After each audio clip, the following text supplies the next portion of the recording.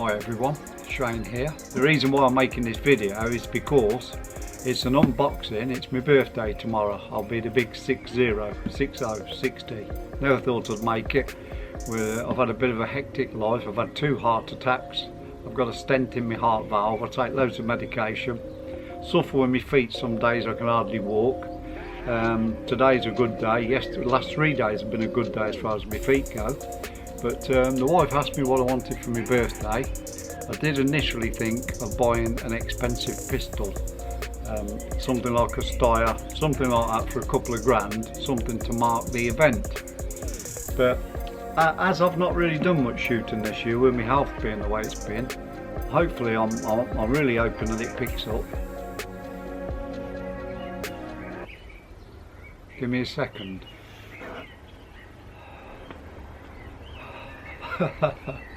The wife's lovely garden ornament, she's got them everywhere. There you go, sorry about that. Anyway, where did I get to? I wanted a pistol. Sorry about this, this is going to be a bit of yabbling and I'll be doing an unboxing. I'm getting to the point. I'll tally with the idea. Talking to myself. Look, I must have. Because I haven't got to leave the house, go anywhere. I've just got to open the kitchen door. I've got to target out 10 metres, well it's a bit more than 10, it's 12.6 metres, 1440 millimetres to the bullseye, so it's similar to the Olympic pistol shooters. Not that I fancy myself that I'm good enough to do things like that, because I'm not. But it's a bit of a challenge trying to get a bullseye with a pistol, and at the moment I've got a CO2 pistol. I'm quite happy with it for the price. I do think it represents fantastic value for money. So anyway, I went off the way my health's been this year so far. I haven't actually shot any gun much, so I thought, tell you what, we'll go back to the basics. We'll go down memory lane. So the gun I'm going to open in a minute and show you. I've not used it yet. Brand new one. The wife actually went to the shop. I bought one of these guns before. In fact, this gun is the reason I no longer wear a wedding ring, which has caused me some problems, I'll tell you. When I'm out on my holidays at the bingo, I often have old women after me. It's not good when you've got a blue rinse old woman coming after you. And even worse if you've got a guide dog that they set on you, because they think you're an unmarried, free and single type of bloke. The reason being, when I was cocking the gun, so there's a clue, when I was cocking the gun, I noticed my wedding ring started wearing a bit of the varnish off the gun, where I gripped it to cock the gun. So I stopped wearing my wedding ring when I discovered it was marking my stock on my gun, and I've never wore a wedding ring since. But there you go. So I'm going to unbox this, but this takes me back to memory lane. It's a break barrel, spring piston air rifle, and in my day when I started, I wouldn't have had one of these as expensive as this. I'd have had I don't even know what it was. All I know is I got a break barrel when I was about 12. I either swapped it or bought it off a friend, and in them days when I was 12, what would that be, 1976, we had gat guns, little gat guns.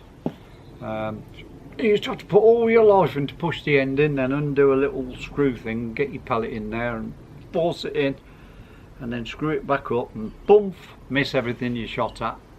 Or you could put dart pellets in there and shoot your friends, which is what we used to do. Not good when you got one embedded in your leg. But yeah, when I was about 12 or 13, I'd stick it in my pocket on my coat, go around my mate's house. He'd have his little Webley, or I'd have a little Webley and he'd have the gat gun or whatever, whichever way it worked, and we'd go out shooting. We didn't shoot a lot.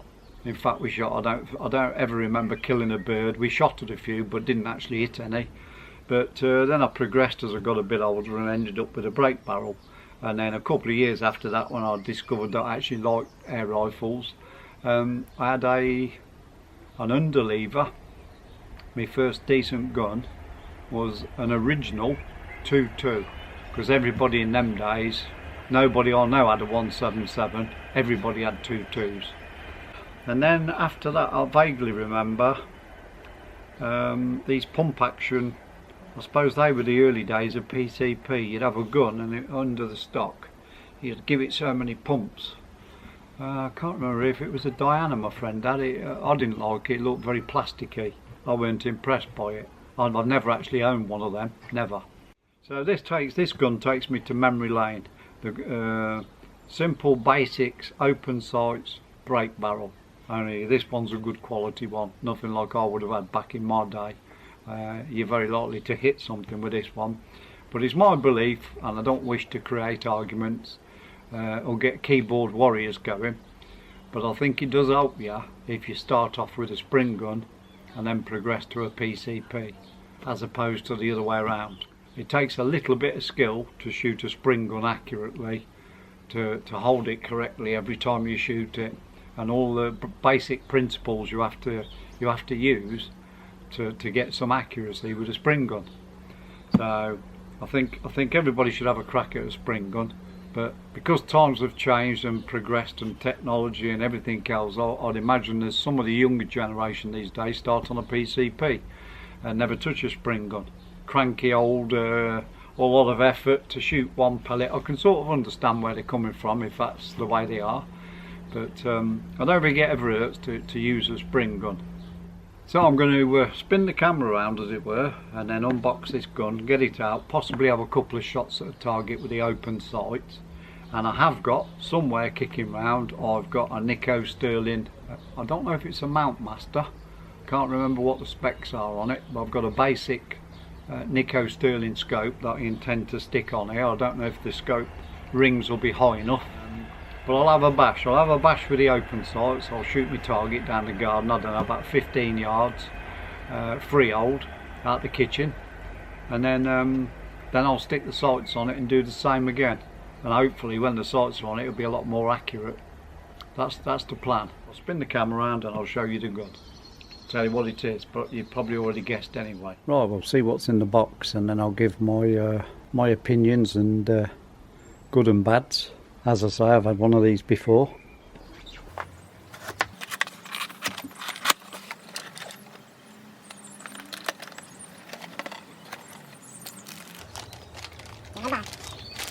It's in the back. Where's the opening? Oh, this end.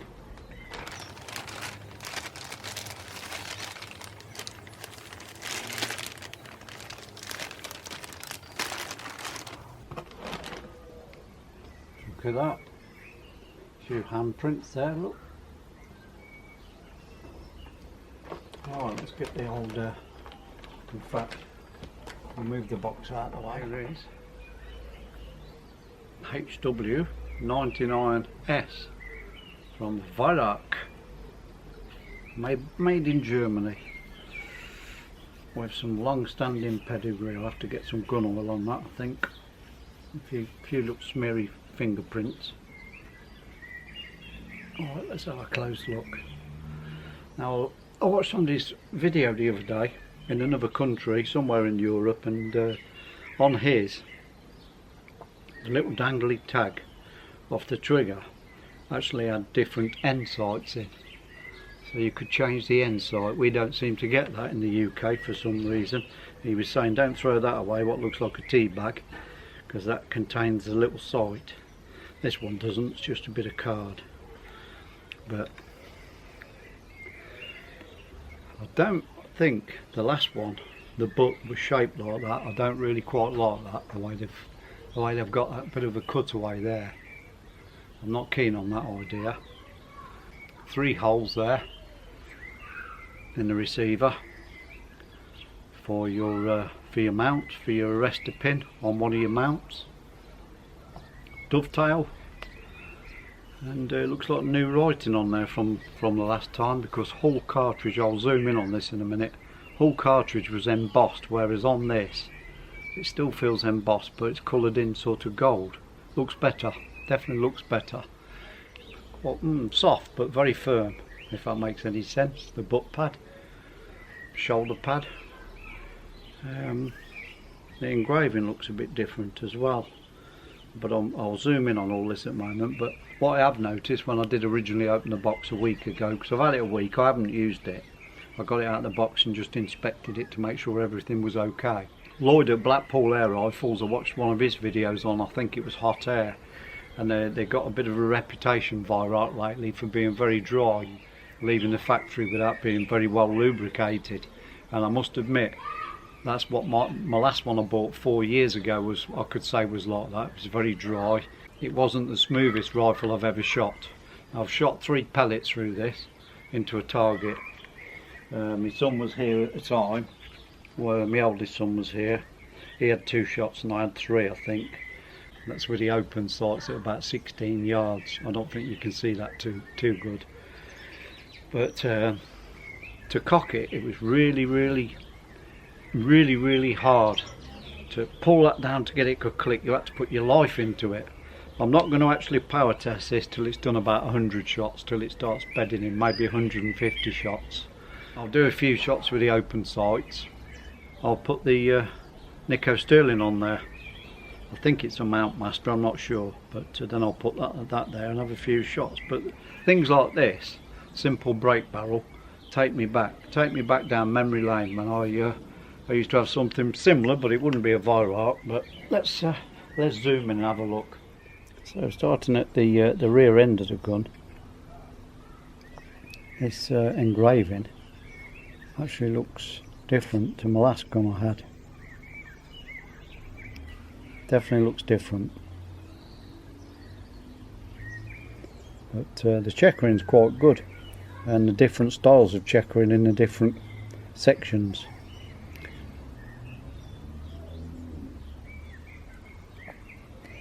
And your Viroc logo, but that feels very grippy. Very grippy that feels, it does. It feels like when you're holding the gun it'll but the writing wasn't like that on the last HW99S I had.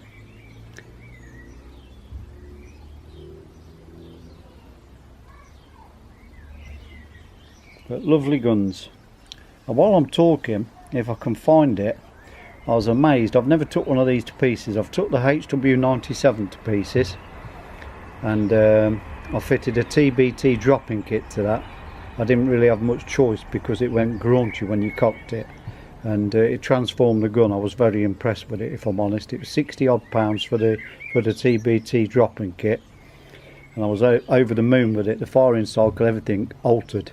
It went really smooth. If you look back over my videos, you'll find the video. I was well impressed. But definitely precision engineering. I like my Virocs. I've never yet owned a Viroc PCP. I plan on getting a 110 at some point in the future. I've got to buy one of those. And the next rifle that I'd like to buy, if I'm still here alive and kicking and complaining in another 5 years, I would like to buy the HW35 break barrel, because when you tap the end of this with your hand to break the barrel, after you've done it quite a few times, your hand starts, or in my case my hand around this area starts aching and hurting a little bit. Whereas the HW35, I've never owned one yet. You've got a little thumb lever down here and you push the lever and then it just drops, and then you cock it. So I wish they all had that little thumb lever there, I really do. But so my next plan of action when I'm 65, if I'm still here, all being well, is to actually get a HW35 to my collection, and then at some point in the future, with a bit of wheeling and dealing and what have you, I intend getting a HW110. I have shouldered one, I have shot one. I don't like the loading on them, they're a bit finicky. Let's look at the other side. Yeah, they're a bit finicky to load, especially if, like me, you're left-handed. But yeah, I've got to own at some point a HW110. But the famous record trigger, as I say, I've shot this gun 3 times since I've had it. It's only been out of the box. This is the second time I've had it out of the box in a week. No need to adjust that, it's perfect. The tension, where it releases, everything is absolutely spot on from the factory, so I won't be adjusting it. But I'm not sure about this bottom piece, as I say. This curvature here, I'm not sure if I like that or not. I don't think I do. I suppose it would make the gun a bit lighter. Maybe it helps balance the gun. I'm not sure what the reason is for that. The Viroc have suddenly decided to do that. But yeah, I'm not a fan of it. I prefer it how it was. But change. I'll put the measurements on screen. But what I was saying was, or I never completed. I think his channel's called £2 Trigger Pull. He takes one of these to pieces, and I was amazed totally how easy it is to disassemble one of these, and within 6 minutes you'll have the spring in your hand. So while I'm talking, I'll put some a bit of footage in the corner of the screen on there so you can see just how easy it is to take one of these to pieces, and I reckon a proficient man would have the spring in his hand within 6 minutes. Lovely, simple, well engineered, fantastic gun.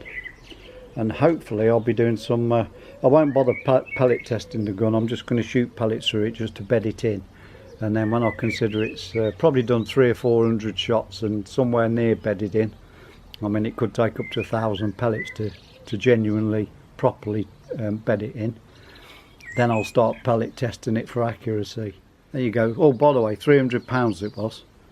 It was from Solware, £300. I did look at all the, well, I looked at various places, Polpacks, everywhere else. There was only probably 30 or 40 quid in it, but 30 or 40 quid is a couple of tins of pellets, isn't it?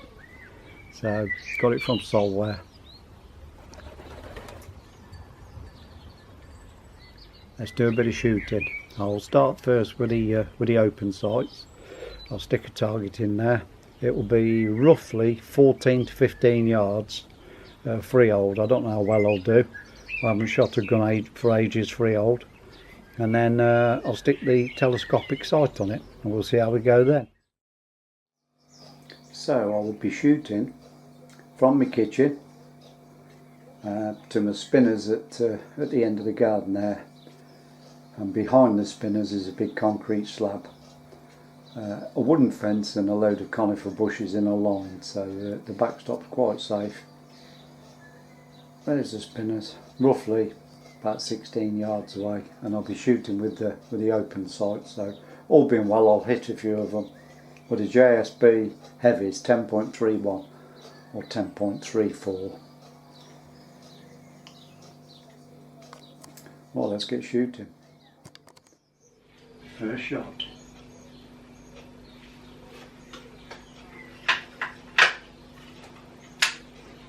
Go for the bottom middle one.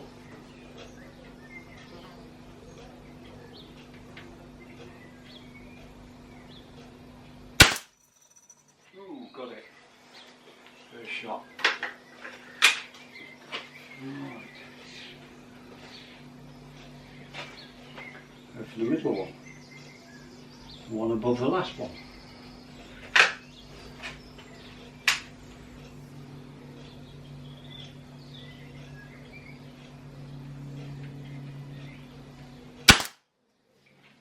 Can't get that one, did I? That's quite hard to cope like this, or I'm getting weak in my right arm. It's one of the two.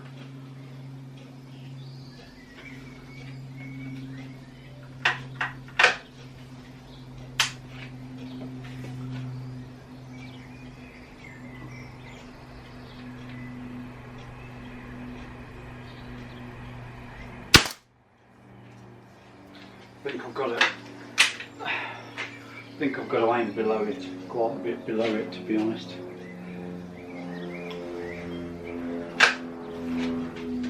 Right, aim below it.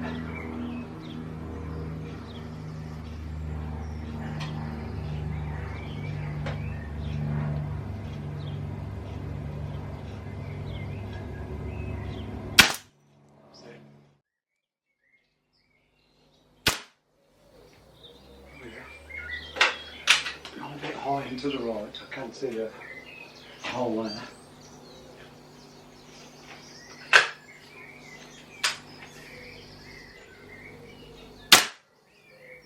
Even higher. Let's aim a bit lower. At least I can see where they're going. I'll aim a bit lower.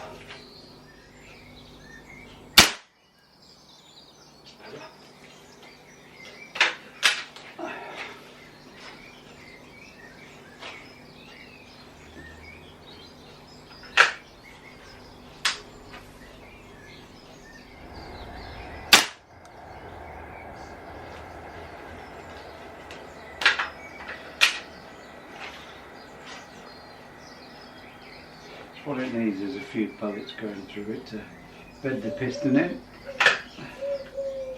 Nice and smooth shoot anyway, it's got a nice firing cycle. Not too much recoil. Well, we'll move to the middle one now, I think. Let's move to the middle one. About five pellets.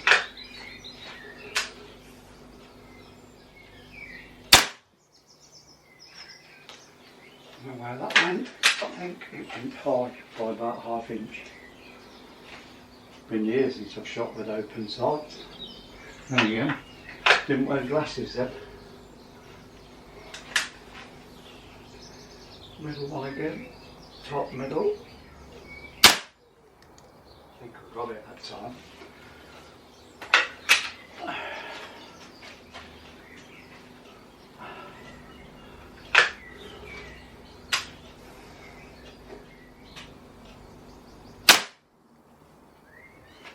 Right, we'll move on to the top right. Crikey, that's hard to break. A lot harder to break the barrel on this one than unless I'm getting weaker than the other one, the other gun I had, the other 99. Right, top right. I'm not far away. Ain't doing too bad.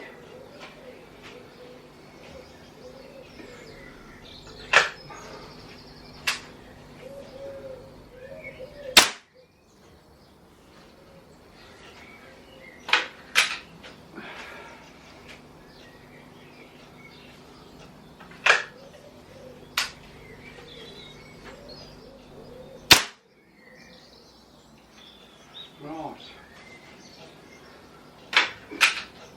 middle left, middle left,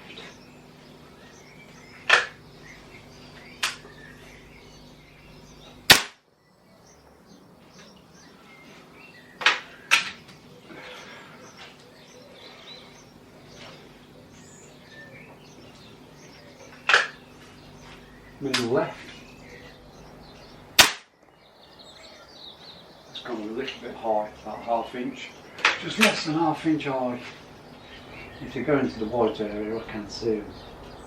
It's a black circle from where I'm standing. I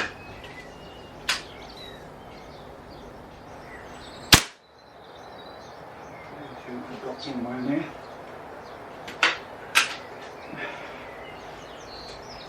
I'll move on to the centre. About 3 shots. Centre.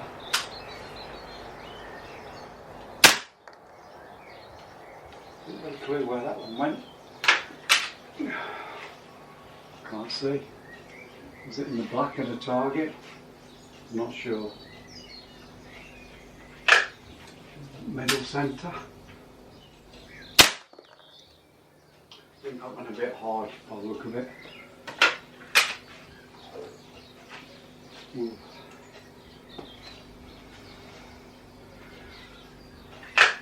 Middle centre.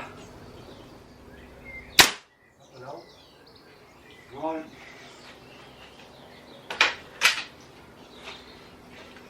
Now we'll go middle right. Middle right. I think that was pretty close. I think. Feels nice as trigger. Right, middle right again. Went high by about 1 inch. Forgot to aim slightly below. That pellet there feels a bit loose. That one I've just put in. Right, middle right. Safety off. Yep, I aimed slightly lower. It's good fun shooting with the open sights. Forgot what it was like, but then again, won't be any good at the shooting range. You wouldn't be hitting anything at 50 yards with this, would you? Well, I wouldn't, I don't think. Bottom left. Oh going very high. As I say, it's all going into breaking the gun in. Oh, bottom left. Aim lower this time. Went down a little bit. What we're going to do, the middle bottom. Middle bottom.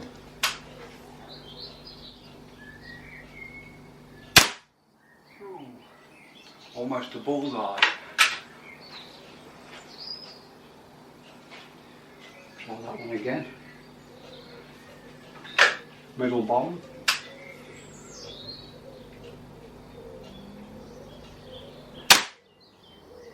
Somewhere near. I'm remembering to aim lower instead of bang on. Slightly lower. Middle bottom. I think I've got 3 in the same place, I'm not sure till I check it. That's probably the best target I've shot of the lot so far. Right, bottom right, and this is the last one. Give it 3 shots in the bottom right.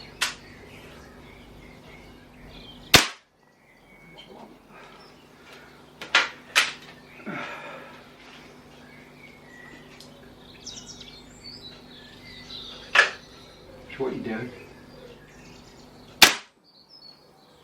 One more. One more.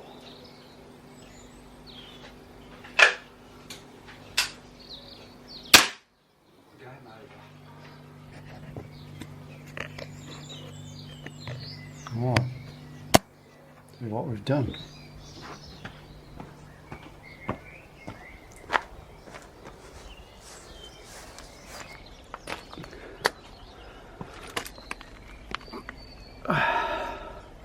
Well, that one there doesn't look too bad. It's got 2 there.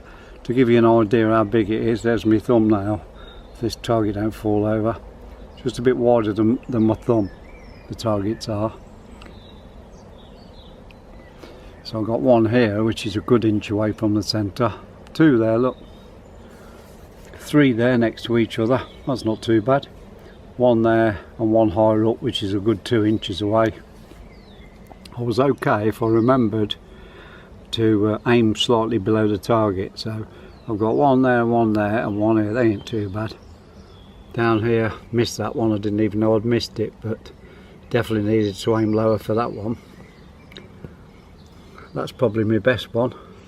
This one here. 3 pellets very close there. That's not a pellet, by the way, that's not a hole. Yeah, 3 there, look, side by side. Thumbnail job. Half a thumbnail. That one there.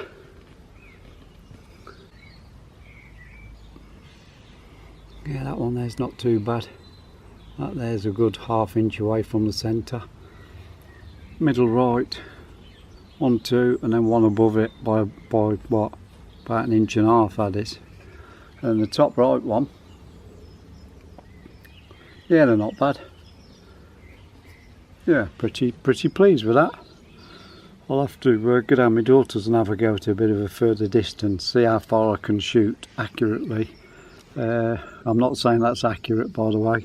Pleased with the bottom one, but I haven't shot open sights for absolute years, and it's a nice weight gun, that is. It's quite light, isn't it? It's not like holding a HW97 or a TX200. There you go.